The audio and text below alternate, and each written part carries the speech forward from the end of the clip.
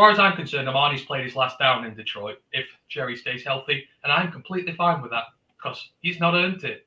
And neither has His Flora, downfall neither is has something to Brian. behold. His It is. downfall is I've never seen anything like it, man. Like he went from being off a cliff. off like it is just I don't know what happened to this guy, but man, oh man, you know, I wanted him signed before the regular season. I'm happy they didn't do that now. I'd look like an idiot. Hashtag DJ Chark done after this season. I think so.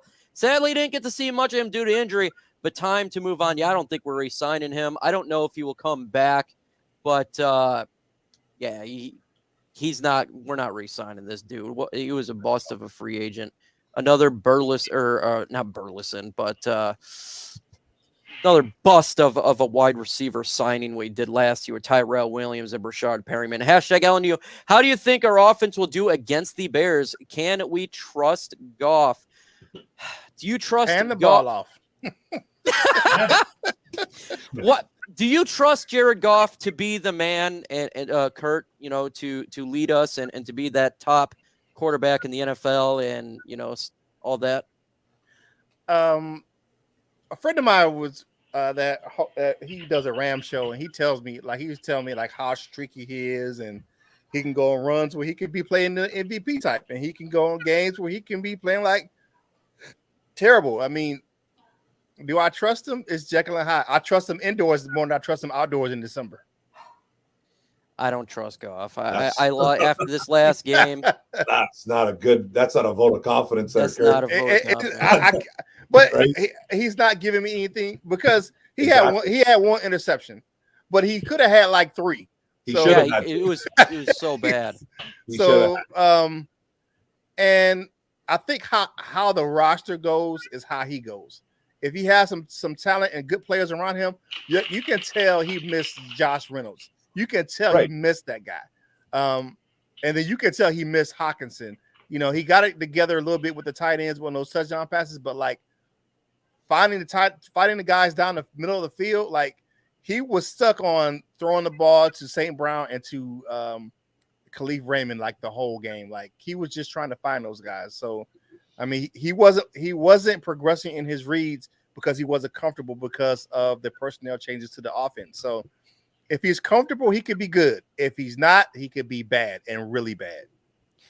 Mark Orum, are you a same old Lions fan if you don't believe in Jared Goff? Well, apparently to a lot of people you are, man. If you don't really have any trust in a certain player, I guess you're a hater. You know, you're an SOL type guy. You love negativity.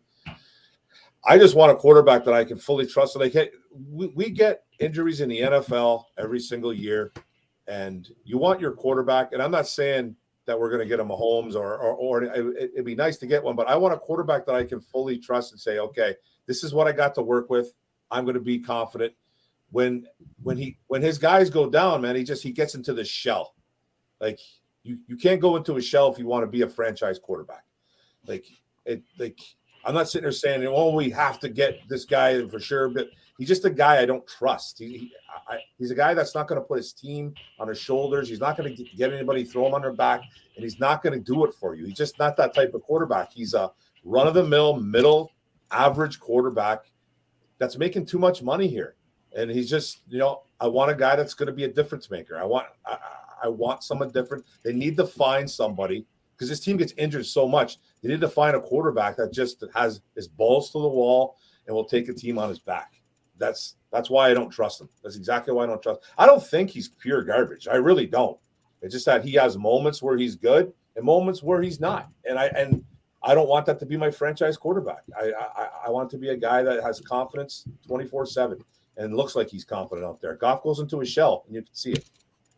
Galloping says, have you already discussed your feelings? We won't possibly see J-Mo until December. We have, but we could talk about it again. And I haven't really heard the thoughts of Ant-Man. Ant-Man, what's your thoughts of Dan Campbell coming out saying J-Mo is not going to play till December, which is only 3 weeks away? And would you consider redshirting this guy and not even playing him this year? No, I'm playing him, absolutely. When he's ready. But, take your time. Make sure when he's ready, but you bring him in and you play him because at the end of the day, he needs NFL experience. I know people say redshirt him, have him back next year, but what are we going to do when we get to game one next year? Maybe we've had a good offseason, maybe the expectations are high again, and then we're expecting a guy who has not played a game in 18, 19 months to come out and shred teams for 150 yards every game because he's been advertised as this deep threat. He's not going to do it straight off. So you've got a perfect opportunity this season to give him live game reps in the NFL, get him accustomed to it, get him ready for next year when we're going to need him. And if it takes till December, that's fine. I'm still on record as saying, JMO, I have not been so excited to see any rookie for the Detroit Lions in over a decade.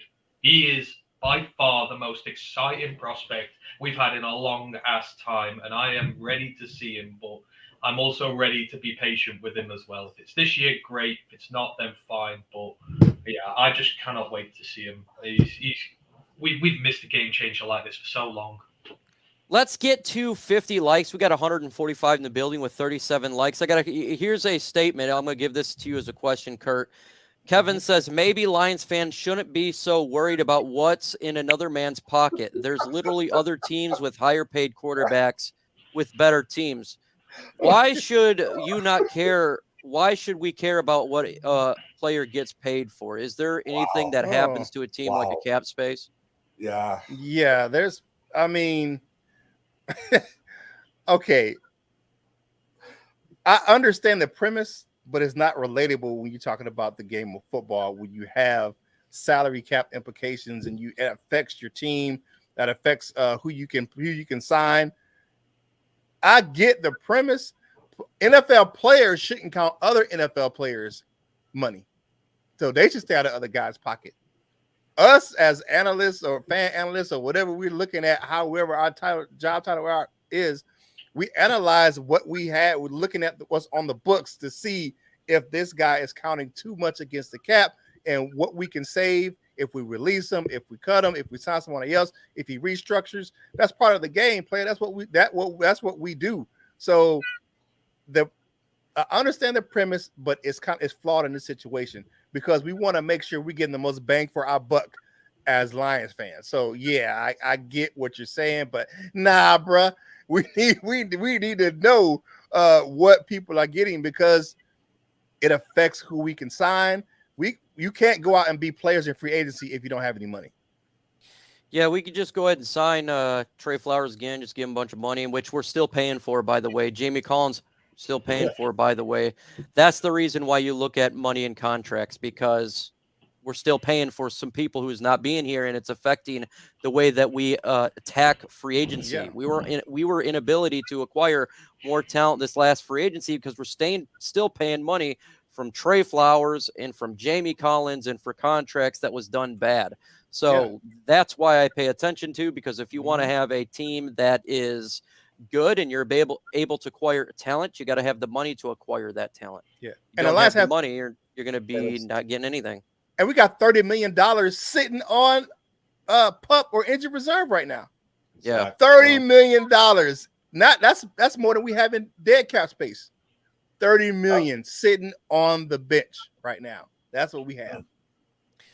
Yes, it did hamstring. Stafford's contract did hamstring, and many other contracts hamstring teams. If you look at Aaron Rodgers' contract, hamstrung the Green Bay Packers, and they're dealing with the ramifications of that. You see it with Russell Wilson. Ramifications. It affects all teams, not just one team. Mm-hmm. Exactly, and this is where the thing with Goff came in. I mean, you've given him 2 years. We've been very fair to him. The contract, it's not worked, and he's probably going to get cut in the off season. But the great thing for us now is we've built the team whilst we've had him. And if you do go rookie quarterback next year in the draft, which is where I'm at now, then this is the first year of his contract. You've got 5 years of a rookie-friendly deal to deal with now, and you've got a pretty decent team here. So we ain't going to get hamstrung by a rookie contract because we went with Goff. I know we could say he's hamstrung this last 2 years, but Quinn screwed us with money. Even if Goff wasn't here, that $30 million would soon have gone. We've had $130 million on IR the last 2 seasons, cumulative. We've been hamstrung by IR. It was 70 last year, with 50 earlier this year, just over 50. So, we've put ourselves in a very favorable position by waiting for a rookie quarterback. And there's some good ones knocking around this year. So I think Ndamukong Suh would disagree with you, Kevin. because Yeah, the just reason we because it's couldn't get market him value rebacked doesn't here make is it right. because Matthew Stafford's contract was so high and Calvin Johnson. So Yeah. it does hamstring a team 100%. Ask, all of the players from Seattle Seahawks, their secondary, their boom there. When Russell Wilson was a rookie, they were able to pay for all those players. And then when he got paid, it's not so much. And that's why there's a lot of salt former players towards Russell Wilson when he was a Seattle Seahawk. And we hear it to this day. So that's just the way that it works. This is not baseball where you can just pay anybody and there's no ramifications. Not a video game. It's not a video game either. Yeah. So there is ramifications. Now there is way to get away from cap. And we've seen teams like the New Orleans Saints do that, but there is ramifications for that. So Goff, too much money and not producing. Hashtag FGB. I think he's making about $30 million right now. But if you were to extend him past this, he's gonna obviously demand a little bit more money because of that, and that's something they'd have to look into. And again, that's a philosophy of building your football team, getting a rookie contract like Ant-Man was suggesting, and you're able to put more talent on the team, i.e. defense. And you kind of build a squad that way. So that's a way. Hashtag LNU 2 top 10 picks in the draft. Who do you take? Interesting one, Kurt. I'd like to hear your take on this. 2 top 10 picks. Right now it's 12 and 5, so we're close. 12 if there's 2 top 10, go ahead. If I don't think he'll be there, but I would definitely take Will Anderson out of Alabama. That's a no-brainer. Like, he's one of those guys that you just I'm not sure, like, other than that, like, to be honest with you, you look at the quarterback situation. I'm looking at defense. So I'm looking at a defensive lineman, linebacker, cornerback. I would have love to have a shutdown corner across from Okuda, like a true shutdown corner. Like, that would be really nice, right? Yeah, and I would move, and I like the way Jacobs play. I would make Jacobs the nickel. I would put Jacobs in the nickel because he's strong and physical, or even say you can move him around. He's versatile, so that's my thing. Yeah, that would be unlocked. That would be a ridiculous 3 corners right there. What do you got, Ant-Man? 2 first-round picks, 2 top 10 picks. I'd take Will Anderson and Devin Witherspoon. I'd get myself the most dominant defensive player to come out of college since Myles Garrett, and I would get the best man coverage corner in the draft, in my opinion, because we need one chronically. And, we got Kirby Joseph from Illinois this year. That Illinois defense is the best in college football this year. They've given up before the Spartans they played this weekend, they've given up 6 touchdowns in 8 games. It's been locked down, and he's been great. So I'm not going near quarterback with those top 2. I've got my favorite quarterback. He's going later in the draft, so I'm going all defense first. What do you got, Mark Orum? I guess it all depends on where we're at. If we're staying where we're at 5, I'm probably, you're looking at the Will Levises realistically at the quarterback position. Do you want to take a kid like that? Personally, I want a quarterback somewhere there, and then if we're at 12, probably looking at, I don't know, maybe the best linebacker in this draft, who I think it could be between a couple of different guys, like a Trenton Simpson. I really like him. Is that a little bit too high for him? Would Brad Holmes even draft a linebacker that high? So, but I definitely want a quarterback, and I definitely want some type of defensive player. If a guy like, a Jalen Carter could fall, I don't think he will. That guy's probably a top 5, top 10 pick, but you're even looking at him in the top 5, where we're at. I love Will Anderson, but it's got to be a defensive player and it has to be a quarterback, either or. Perfect.